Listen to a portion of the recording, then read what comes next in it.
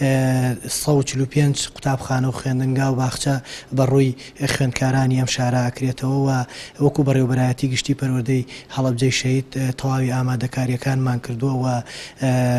بەڕێوەبەرایەتی گەنجینەی هەڵەبجە دەستی کردووە بەهێنانی کتێب بۆ دابەشکردنی کتێب بەسەر قوتابخانە و خوێندنگاکانەوە. پێم خۆشە لە ڕێگەی تەلەڤیزیۆنەکەی بەڕێستانەوە پیرۆزبایی لە سەرجەم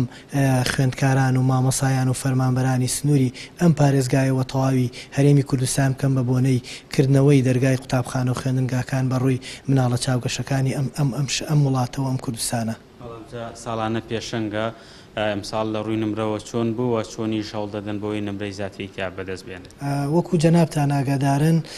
2 ساڵ لەسەر یەک بەڕێوەبەرایەتی گشتی پەروەردەی هەڵەبجەی شەهید یەکەم دووەم سێم لەسەر ئاسی هەرێمی کوردستانی هەبوو و ئەم ساڵیش خۆشبەختانە هەرچەند یەکەم لە پارێزگای سلێمانی و بەڵام ئێمە هەروەکو مناڵێکی ئەم شارە سەیری ئەەکەین و پیرۆزباییمان لێ کردووە دیسان پیرۆزبایی لێەکەین بەڵام ئەوەی گرنگ بوو بەلای منەوە ڕێژەی دەرچوون لە سنووری پارێزگای هەڵەبجەی شەهید یەکەم بۆ لەسەر ئاسی هەرێمی کوردستان کە ئەمە ڕێژەیەکی دڵخۆشکەر بوو کە لە 59.57 خوێندکارانمان دەرچوون یەکەم بووین لەسەر ئاسی هەرێمی کوردستان. دڵنیاییەوە مامۆسایانی سنووری ئەم بەڕێوەبەرایەتیە هەمویان ئامادەیان هەیە و ئامادەن و بەپێی ئەو ساڵنامەیەش کە وەزارەتی پەروەردە ئیعلانی کردو چووەتە قوتابخانە و خوێندنگاکان بەڵێ بەیانی دەرگای قوتابخانە و خوێندنگا و باخچەکان بەڕووی خوێندکارانی تەواوی کوردستان و ئەم پارێزگای شاکرێتەوە.